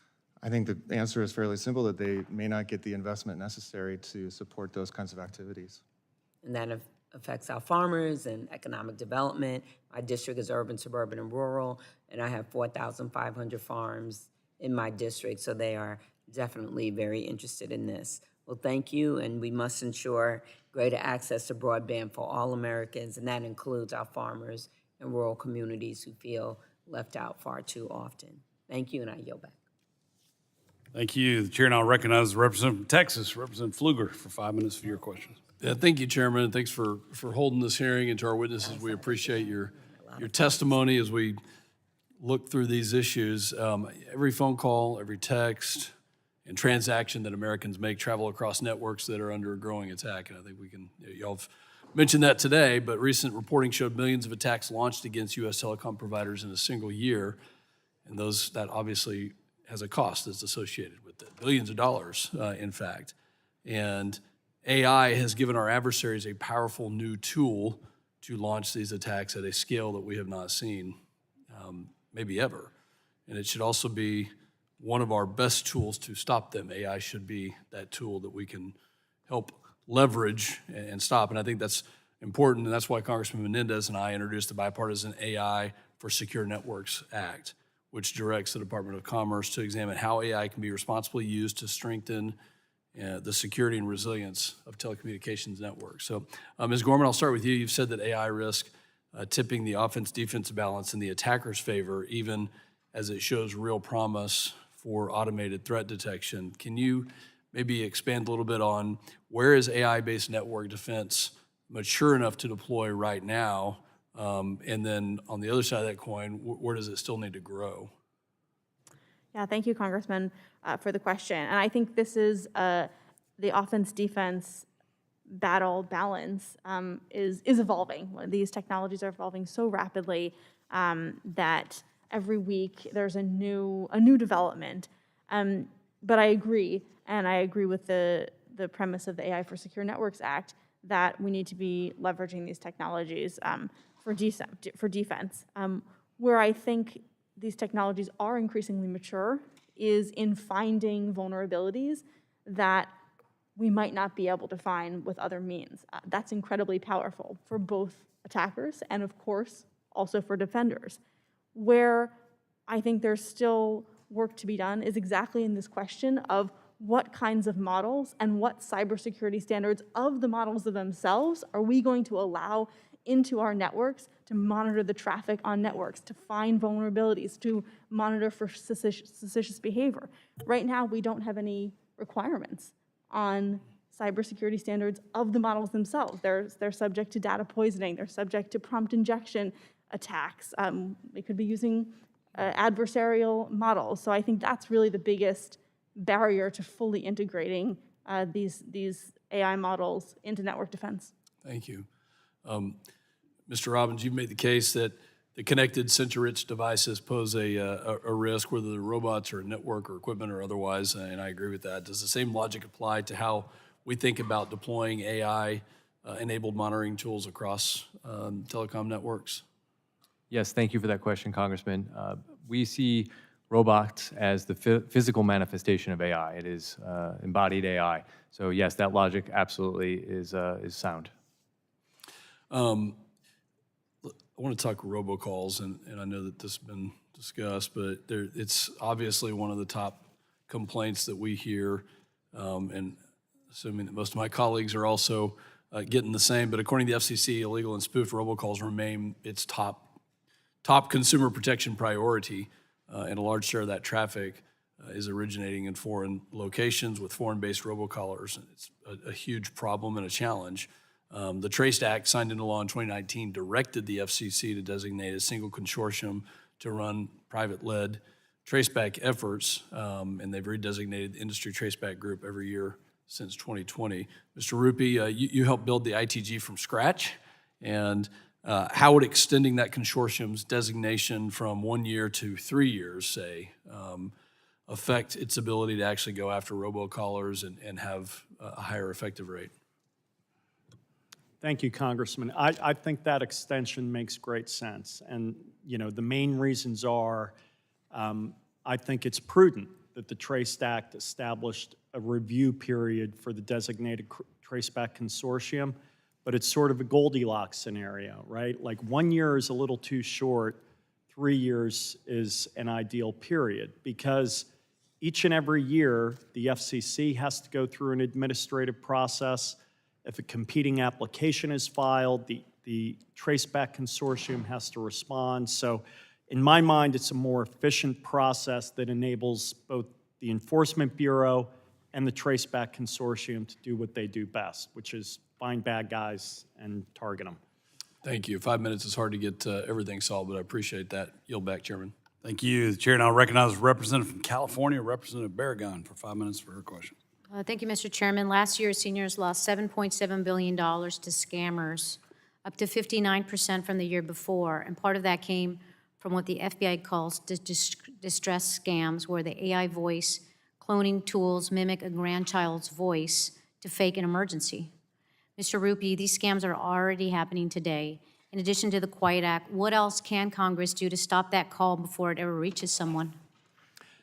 Thank you, Congresswoman. And, I don't want to sound like a broken record, but I do believe that, in my mind, we can find the individuals originating these calls. We can find them, we can locate them, and we can find the organizations that are, managing that process. And that is a heartbreaking scam. It's terrible. My own 90-year-old mother received a call like that.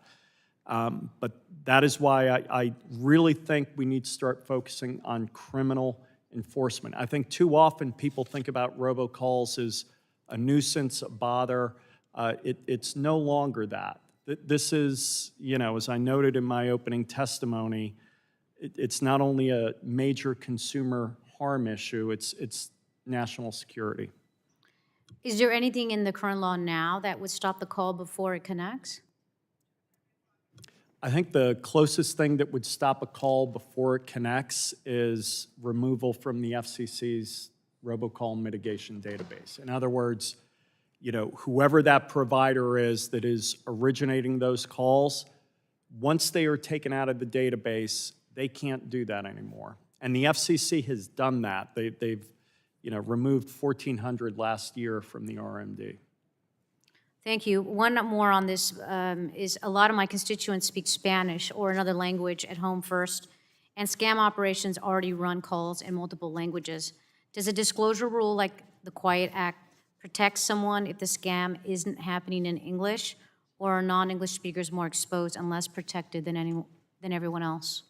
Thank you, Congresswoman. In my opinion, I don't think that imposing compliance mandates will lower the prevalence of those calls or reduce those calls, because at the end of the day, the bad actors behind those calls, they don't care about compliance. They don't observe do not call mandates. They do not disclose their actual identities, and it's not going to have the downward pressure on illegal robocalls that we all want, in my opinion. Is there any kind of tracking of whether these scams are disproportionately target non-English speakers, or is that data we don't have?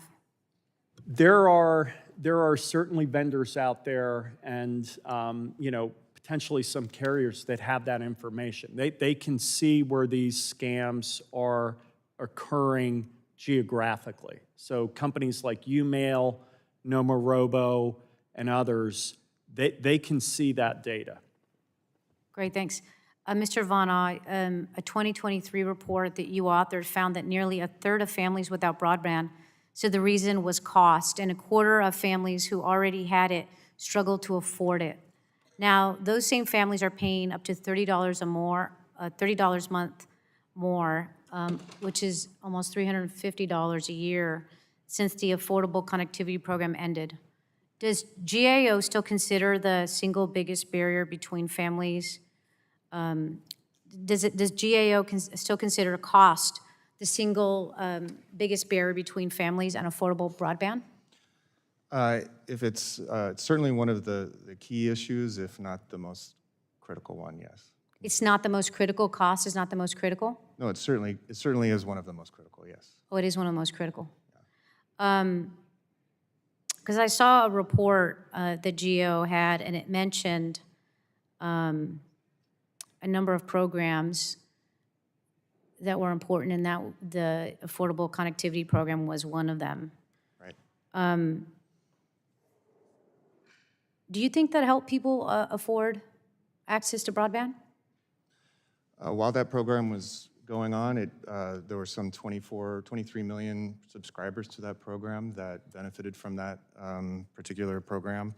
After it ran out of money, I think that there were sort of estimates that some 5 million or so subscribers discontinued their service, and some 8 million more perhaps would either downgraded their service or went to try to find some lower cost options. So millions of people lost access to broadband when that program went away. Some did lose access to broadband, and then what we understand more recently is that they're trying to find ways to get broadband back. So they're trying to find cheaper, lower cost options. Well, they need Democrats back in power to do that. I yield back. The chair recognizes the gentleman from Louisiana, Mr. Carter, for 5 minutes for your question. Thank you, Mr. Chairman, and thank the witnesses for being here. We appreciate your time and expertise. Broadband is the critical infrastructure that connects our communities and enables people to fully participate in the modern economy. It powers nearly every sector of our society, and as artificial intelligence continues to evolve, reliable, high-speed connectivity will not only become more essential, but will be more needed in areas than ever before. If the United States wants to remain a global leader in innovation and compete with other nations, we cannot afford to leave people behind because of the lack of reliable connectivity. That's why the Broadband Equity Access and Deployment, or BEAD program, is so important. This historic investment was intended to finally connect rural and underserved communities to high-speed internet.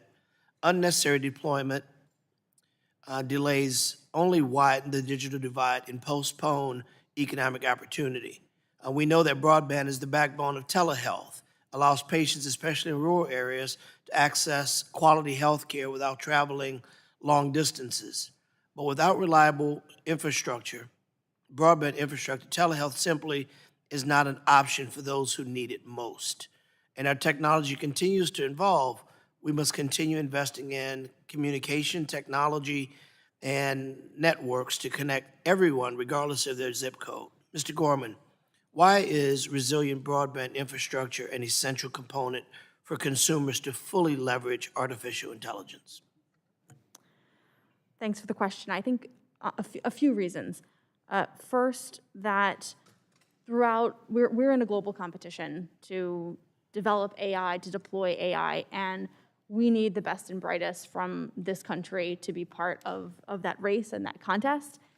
And right now, if students around the country are unable to access artificial intelligence, are unable to build their own tools because of lack of access to broadband, we may not get the best and the brightest is part of this geopolitical competition. Additionally, you mentioned the rural and underserved communities, telehealth. I actually think some of the most innovative applications of artificial intelligence are exactly in these fields. Taking a global example, in India, AI helped farmers massively increase yields, productivity, decrease the amount of pests in crops. I think we can do the same thing in many farming communities across the United States.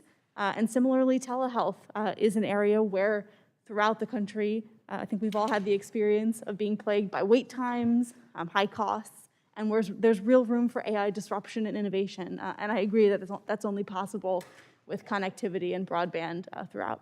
Thank you. Mr. Van Ahn, how can communities be harmed when high-speed, reliable internet isn't available, especially when it comes to healthcare outcomes? Thank you for the question, Representative Carter. I mean, in general, they would forego the benefits of being able to participate in the internet economy, right? Which could mean things like job opportunities or business opportunities. It could When healthcare clinics are closing down because of drastic cuts to Medicaid, and we're seeing clinics and critical care units going away, and in some cases, rural hospitals, the only access they have will be through telehealth. Right, and so they would also forego the benefits of opportunities or information available in the healthcare setting. For sure, as well. Mr. Rupi, you indicated that we know where the bad actors are, those who are perpetuating these erroneous phone calls that are scamming, telling the chairman that he's got $45,000 waiting to just pick up, or calling to say we'd like to buy a property that you own, or calling to say that I'm stuck on some foreign island and I lost my credentials and I need $1,000 just to get home. These happen all the time. Our aged communities are finding themselves more and more vulnerable to these bad actors who call with what appears to be legitimate phone calls with people with distress. You indicated that we can find them. How successful are we in actually finding them and bringing them to justice? Well, I think we're very successful at identifying these parties. I mean, the way traceback works, the traceback goes from the point of termination to who made the call. I think the challenge we have here is, the will to go to that next step to pursue meaningful enforcement actions. The FCC and the FTC and state AGs have undertaken a number of civil enforcement actions. But again, I think, in that instance you're talking about, I believe that we need criminal enforcement action. Got a ton of more questions, but time is exhausted. So, Mr. Chairman, I yield. Thank the gentleman. The chair now recognizes the representative from Indiana, Representative Houchin. Sorry, Mr. Menendez. Thank you, Mr. Chairman, Ranking Member Matsui, for holding this hearing, and thank you to the witnesses. Two things on today's agenda matter a great deal to the people back home in Indiana: getting reliable internet service to the places that still don't have it, and stopping a flood of scam calls from hitting their phones. On scam calls, this is one of the biggest issues I hear about from constituents. They're getting them every day, sometimes all day, every day, and the people running these are increasingly organized criminal operations overseas.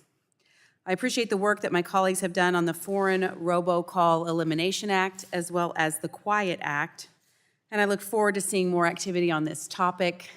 Lord knows we could all use quieter phones, less scam texts, and less scam calls. But on broadband, I'm pleased to see that H.R. 4950, the Data Bridge Act, is included in today's hearing. I want to thank my colleague, Ms. Kelly, for co-leading the bill with me, and Mr. Soto and Mr. Landsman for their support as co-sponsors. The FCC keeps a national broadband map that shows where internet service is available, and the federal government uses it to decide where to send broadband funding. But the map is built around homes and businesses. It does not show farmland. That's a problem because farming today runs on connectivity out in the field, on guidance systems, sensors, monitors, and equipment that has to talk to a network. A farm can be counted as covered on the traditional broadband map at the farmhouse, while the acres where the actual work happens have no service. The Data Bridge Act aims to solve that problem by directing the FCC to place data that the USDA already collects onto the broadband map. Right now, the FCC has a map showing where service is available. There's a separate federal map showing where agencies are funding deployment. Mr. Van Acht, is it fair to say that improving the broadband maps is one of the highest return, lowest cost things Congress can do to address broadband deployment? Thank you for that question. It's certainly improving the accuracy of the maps goes a long way to better targeting federal investment. And it helps prevent us from overbuilding. It might also help us in these dead zones, according to the map. It looks like they are covered, but they're actually dead zones. Might help us spur some federal investment to finally get those, what we consider the final miles, covered with access. Is that correct? That's correct. Are the USDA, the NTIA, and Treasury sitting on their own data, or are they submitting that data to the FCC for maps? So the agencies have some agreements in place on the data they share about their deployments. We have made some recommendations about them agreeing to the timeframes and the kinds of data that they send to those maps, because we see certainly a lag in those maps when a deployment has been made and whether it shows up on the map or when it shows up on a map. So should the FCC's broadband map be the unified source of truth for federal broadband decisions on these dollars? At this point, it's our best option, although there are, and I think the agencies do refer to other sources when they're coordinating to avoid duplicative effort. Thank you. A principle that runs through the GAO's work is that agencies should use the data that the government has already collected before devising anything new. Is putting an existing federal data set onto an existing federal map exactly that principle in practice? Yeah, our work would suggest that we want to make sure that the data that we add would be accurate, right? So we did notice in the legislation this notion that it would be developed in concert with agriculture data, existing data, and so that certainly is an important piece of it. We don't have to reinvent the wheel. Do you see other opportunities where the data the federal government already holds could be useful in making the map more accurate? We have recommendations, again, for the agencies to sort of continue to feed data to the map and to do it in a more uniform and timely manner, and so that's what we would like to see, yeah. Well, whether it's stopping scam calls or closing this digital divide, the through line today with this hearing is clear. The federal government works best when it's coordinated and working from good information. The Data Bridge Act delivers on that by providing a more complete broadband map built from the data the government already collects at no new cost. I urge my colleagues to support H.R. 4950 as it moves through the committee process. I thank the witnesses. Thank you, Mr. Vana, and I yield back. Thank you. The chair now recognizes the gentleman from New Jersey, Mr. Menendez, for your questions. Thank you, Mr. Chairman. Our district sits at the heart of America's critical infrastructure. The corridor between Newark Airport and the Port of Elizabeth has been called the most dangerous 2 miles in America because of the particular risk to our transportation, energy, communications, and commercial infrastructure. A disruption here wouldn't just affect New Jersey, it would have cascading consequences for communities and businesses across the country. For our communities, secure and reliable communications networks are essential. They link families to emergency services, banks, hospitals, and schools, and ensure a quick, effective response in the event of an attack against our infrastructure. As cyber threats grow more sophisticated, we need the strongest tools available to defend these networks. AI can help providers protect our communities from disrupted communications networks. Used responsibly, AI can help identify vulnerabilities and respond to threats more quickly, but used maliciously, it can make cyber attacks more damaging and harder to stop. Congress has a responsibility to address both realities. That is why Congressman Pfluger and I introduced the bipartisan AI for Secure Networks Act. Our bill would promote the responsible use of AI to strengthen the cybersecurity of America's communications networks while confronting the risks posed by its misuse. We cannot afford to stand by as threats to the networks American families rely on every day continue to grow in scale, sophistication, and severity. As cyber attacks become more frequent and sophisticated, Congress must act to protect these systems and the communities they serve. Ms. Gorman, just briefly, given the concentration of critical infrastructure in and around New Jersey, would you agree that a cyber attack on our networks could have far-reaching consequences for both our communities and the nation? They could be among the most disruptive attacks. I agree. Mr. Ruby, just briefly, how does AI-powered threat detection and response help prevent these attacks and protect the families, hospitals, first responders, and airports that depend on reliable communications networks? That was for you, Mr. Ruby. I think thank you, Congressman. I think, communications companies are leveraging AI to protect the networks because, as you noted, adversaries are likewise deploying it. So it's a bit of an arms race. Yeah, it's on both the offensive and defensive capabilities, and so being prepared for both. While AI offers opportunities for innovation and security, we also know that bad actors are also using this technology to exploit our vulnerabilities and improve cyber attack capabilities. Ms. Gorman, as bad actors increasingly use AI to launch more advanced attacks, how could the AI for Secure Networks Act help network providers and federal agencies better understand and keep pace with these evolving risks? Thank you, Congressman, for the question. Generally, when such a breach happens, one of three things has occurred. Either a known vulnerability that was unpatched gets exploited, an unknown vulnerability gets exploited, or there was some kind of a human error. Someone clicked on a phishing link, someone had an insecure password. AI can be helpful with all three of these tools and all three of these types of exploits. Finding vulnerabilities that we don't know about, automatically patching vulnerabilities that we should know about, and also flagging potential phishing attacks for the humans so we don't make those errors. That's why I think the Secure Networks, AI for Secure Networks bill can be so vital to figure out which are the threats that are actually coming from AI into our networks, which are causing us the most harm, and what can we actually be deploying to combat that. And this technology is moving so quickly that this needs to be more than just a one-time thing. We need continuously updating our understanding, and I think this act is a great start to provide this information across the federal government. I appreciate that.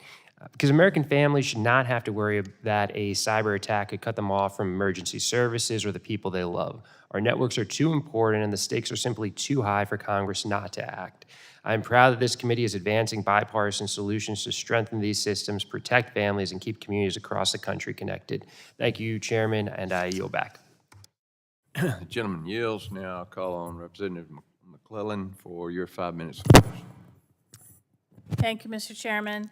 U.S. households have, on average, 21 devices connected to the internet. I expect this is only going to grow as AI, robotics, and other smart Internet of Things devices become more integrated into our daily lives. This makes reliable and secure communication networks more important than ever. And at the same time, we have seen what happens when we do not act fast enough to address the growing cyber and national security threats early. We must learn from the past to inform the future. The stakes are too high to do otherwise. And that's why I am proud to work with Chairman Molinar on the bipartisan GUARD Act, which takes a proactive approach to evaluating the national security risks posed by connected robotics before those technologies become deeply embedded in our economy and critical infrastructure. And with that, I want to start with you, Mr. Robbins. I think we can all agree that we should not repeat the mistakes that left the United States scrambling to remove Huawei and ZTE equipment only after it had already become embedded in our communications networks and posed a significant national security risk. In your view, what makes the covered list an effective national security tool? And are there other tools or authorities that Congress should consider to ensure that the U.S. maintains pace with China's rapid deployment of robotics? Yeah, thank you for that question, Congresswoman, and thank you for your leadership on the GUARD Act. It is very much sincerely appreciated. So, first of all, the covered list is a good source of action. With the GUARD Act directs the FCC to take action because the FCC has the authority to take care of this proactively. They can, as they've done with drones and internet routers, restricted the import of future models, which doesn't necessarily impact the models that are already here. That ensures that there's a cutoff point. It gives investors certainty that the market's not going to continue to be flooded with subsidized Chinese robots or drones, and further injecting national security risk into the United States. The FCC also has a lot of agility in their ability to act. So when a company takes an action like sets up a fake subsidiary, a white label company to then continue to try and do operations in the United States, the FCC has the agility to quickly take action and ban that subsidiary. And in fact, they just did so this week with 9 or 10 fake companies that were operating as white label subsidiaries of a Chinese drone company, DJI. And what is the worst case scenario if we wait too long to confront the potential threats posed by Chinese-made communications equipment, technology, and services in advanced robotics? Yeah, the risk is that they become embedded in society like Chinese drones did, and then the cost of rolling that back is significantly greater to the American people, while we're also exporting the data that the robots are collecting right back to China, powering their innovation, powering their research. Research labs, universities that are doing research today, primarily in artificial intelligence, with Chinese robots, all that data is going right back to China. We're handing this a gift to them. So they're flooding the U.S. market with subsidized robots is strategic. And what's the stake for American startups and our robotics research and development ecosystem if Chinese-made robotic and communication technologies continue to undercut U.S. innovation? Yeah, it's going to be very challenging for companies to be able to compete. I think U.S. innovation will continue to lead the world, but it's very challenging for companies to scale manufacturing. It's very hard for them to raise the money to hire the workforce and build out the floor plan. When investors see what's happened in other industries, where China has come in, flooded the market, and drove companies either out of business or kept their market share small because they have artificially low prices. And so you'd agree it's important that Congress act now to ensure that American companies compete on a level playing field and that the United States remains a global leader in these critical technologies. Absolutely. Congress should act now. Okay. And I may not have time to get an answer to this, so I'll ask you all to respond on the record.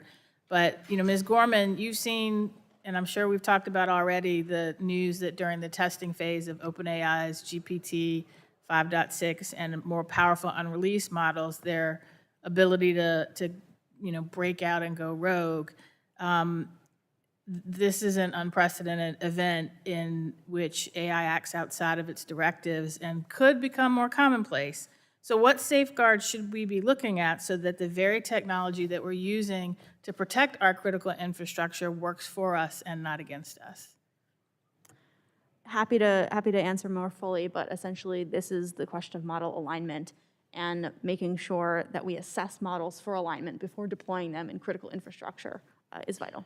Thank you. I yield back. The gentlelady yields, and now I'll call on Dr. Joyce for your 5 minutes of questioning. Thank you, Mr. Chairman, for allowing me to join in this important hearing. Bridging the digital divide and improving connectivity is a top priority for my constituents. Representing rural South Central and Southwestern Pennsylvania, I am keenly aware of the unique challenges that rural agricultural communities face when it comes to getting connected. Rural communities consistently fall behind the rest of the country, seeing technology continue to advance. While many state and federal programs exist to help bridge this gap, that divide is still very wide. These communities are strong, they're hardworking, they contribute to our nation. And without them, we wouldn't have food on our tables tonight for dinner. They deserve our unwavering support. The subcommittee has done extensive work in examining the unique roles and needs of our rural communities and diligently working to solve these problems. But there's still work to be done, and there's still broadband to deploy. Having reliable data to drive that deployment is necessary as we seek to ensure universal broadband availability for each and every American. Accurate broadband mapping is critical to the efficient use of taxpayer dollars for the administration of federal broadband programs that aim to deliver necessary telecommunications infrastructure to rural communities. Mr. Vaughn, current data can sometimes be unreliable. I think we can agree on that. Can you speak about your recommendations for improving the FCC's mapping strategy and how this can be achieved in a way that improves specifically broadband deployment in the underserved rural areas? Thank you for that question, Representative Joyce. Our recommendations have been around getting federal agencies to be more uniform in their reporting of their deployment data to the maps, so that we understand where there are federal obligations for a build-out and where there still is service lacking. So we have those open recommendations. We're working with the agencies to close them and to get sort of agreement amongst them all. But that's where our recommendations are. Led by Congresswoman Houchin, who just spoke to you, H.R. 4950, the Data Bridge Act, seeks to improve the FCC's existing national broadband map to include a layer specifically for agricultural areas. Representing rural Pennsylvania, I am grateful to Congresswoman Houchin for leading this legislative effort, and I'm proud to join in and co-sponsor that legislation. Mr. Von Au, in your opinion, how would this mapping addition create the opportunity for more federal grant dollars to reach these areas that the coverage is needed in so desperately? I think our work has shown, again, more specific and more accurate data in the maps will help spur investment into those areas that are of greatest need.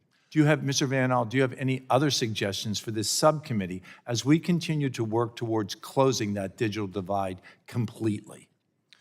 I think what's important going forward is once these programs that are all actively deploying broadband infrastructure sort of get to an end point, how are those networks going to be sustained over time and maintained over time? And I think that's sort of the question going forward for what a national broadband strategy would look like in the future. And those next steps need to be addressed right now. So thank you for bringing that into the discussion.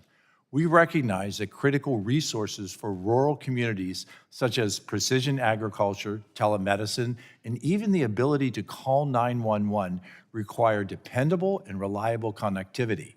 Hardworking families in rural America built this nation. Their way of life must be preserved and supported by the modern technology that is available to so many Americans. And as we continue to seek ways to provide this infrastructure to every corner of our great country, I'm proud to support Congresswoman Houchin's Data Bridge Act. It makes a strong step forward on the path to finally bridging the digital divide and ensuring the universal broadband availability reaches each and every corner of America. Thank you, Mr. Chairman, for allowing me to participate in this, and I yield back the remainder of my time. The gentleman yields. I believe we have one more member on the way. We just got a notification.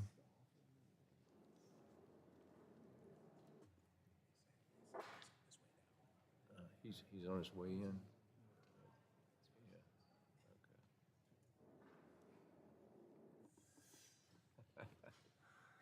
Bear with us a moment.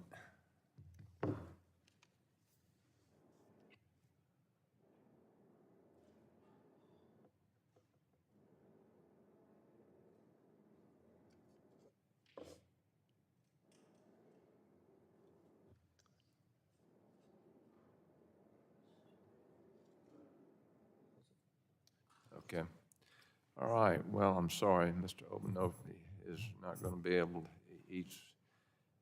He helps me a lot with all these kinds of things. He's really good with this. But seeing there are no further members wishing to be recognized, I'd like to thank our witnesses for being here today.